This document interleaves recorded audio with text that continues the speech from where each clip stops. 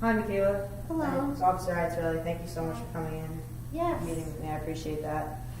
Can I get you anything to start? Coffee, water, anything to drink? No, It's I'm pretty hot okay. out today, so. Yeah, I'm okay. Okay, cool. Sounds good. Oh, nice. I like that ring over there. It's pretty big. You married? Thanks. Yeah. Yeah. A year now. I actually got the same one, or this, similar to the same one for my wife. We're getting my fiance, but we're gonna get married. So I just kind of noticed it, and I was like, oh, I know that name. Oh, okay. You guys have any kids? No. No? Not yet. No. No, they're a nightmare. Don't Yeah. even entertain the idea. So thanks for coming in here today. I just I understand that there's a couple things that we want to talk about. My investigators just asked me to sit down with you if I could, just to you're not there's no trouble, there's no problems. I just wanted to talk to you about your neighborhood and just living there and things like that. So I understand that you're still living on Straight Street over there. Yes. Yeah, you are. So when we, after the overdose of Mr. Smith, your neighbor that lived on the corner over there, we canvassed the neighborhood, just my investigators, myself, some other people from our team, because we were just curious as to, if anybody knew anything about him, about his drug problem, about, where he might have gotten those drugs, because we've had some concerns about the neighborhood for a while. So we canvassed, and when we knocked on your door, it's been brought to my attention that you were a little bit hesitant and a little bit scared to talk to us, more so than others were. So I'm just wondering why you might have been scared. Well, I do know. I remember when you came to the door, and there's a lot been going on in the neighborhood, and I feel really scared, and I don't know what to do, because it's like, we all know kind of what's going on in the neighborhood, and I don't know. So you're fearful because this is some place that you have to, live with your husband, and you work, around there, and you take your dogs for walks there. So you're fearful about the events of everything that's been happening lately. But I want you to know that whatever information that you tell us about the neighborhood, about this overdose, about anything that you think is important, is completely anonymous, and nobody will ever know that it's been said from your mouth. Nobody will be able to target you. There won't be, we'll offer you protection, whatever you need. Yeah, I've never been involved with the police, and I've heard a lot of things. Okay. So I'm just scared that if I say something, that they'll come for me. They'll come. Who's they? I mean the people down the street where the overdose happened.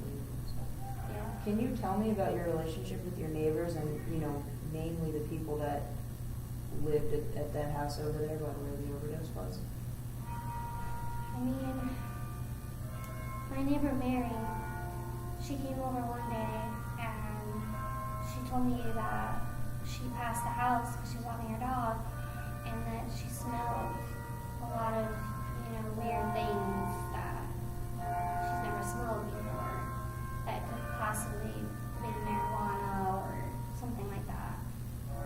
But, like I said, I've never been involved with the police, so I feel like if I say something about my neighbors, and they might know that it's me saying all of this.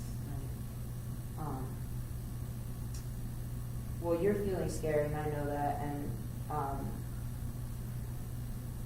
I would feel the same way. I would be just as scared because, we're kind of, we're both young people about to get married. You're already married, and, you have to live and work in these neighborhoods, and it's a scary thing because you don't know, how your neighbors are going to react to any kind of police activity in the area, and they're going to be wondering, well, why'd they get here?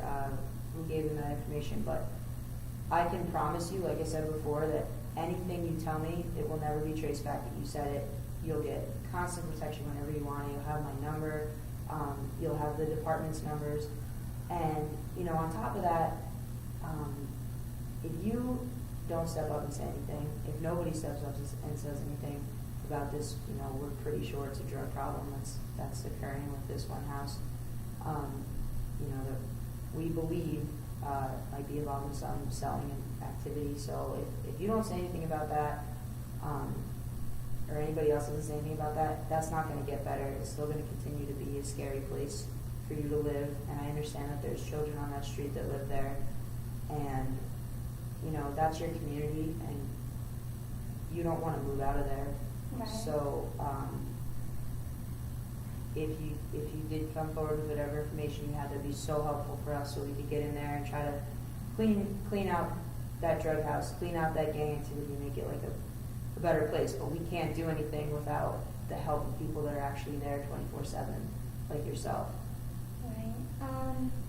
Well, one time my husband, he was walking our dog, and he was passing the house, and you know, they kind of, I guess, the men there thought he was being a little suspicious, so they kind of followed us, or him, back to our house, and they threatened him, you know, and he didn't really know what was going on, but since that threatened, we kind of knew, you know, that there could be potentially selling drugs there. And you know, we see a lot of cars go there all the time, and kids, and you know, I really don't feel comfortable in this neighborhood, but I'm just conflicted with, if I tell you what they look like or something like that, then they'll know it's me. Right. So, do you have any other information that you'd like to share with us at this point about your experience in the community, about, you know, the overdose of Mr. Smith, about this house, and you know, the gangs that you're talking about, and the fact that there's probably some selling of narcotics that's happening at this house in the corner? Well, I guess I can say that I did see Joe, who overdosed, walking over there, and I did see, you know, a few things coming out of the car. Okay. That looked packaged, and you know, I kind of knew that it was the drug. Okay. But you're saying that you promise that I'm completely anonymous, and you know, because I just don't want them coming after me or my husband. Those are some very real fears, and 100% I can promise you that it's kind of like when you call a tip line, like you know, those 911 anonymous tip lines. We want to know the information, and that's it.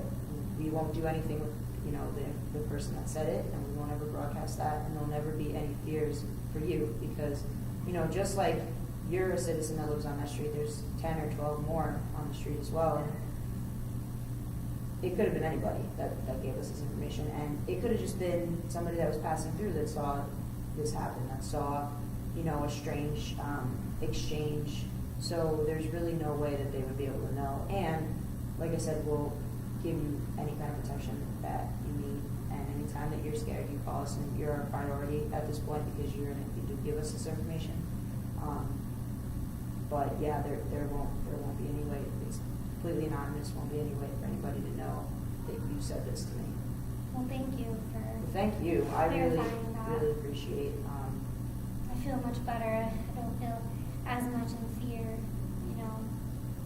That's good. I'm happy to hear that. And the fact you gave us this information is really going to help us to clean this neighborhood up and make it, you know, a better environment for everybody. So you really played a part here in the cleaning up of this neighborhood.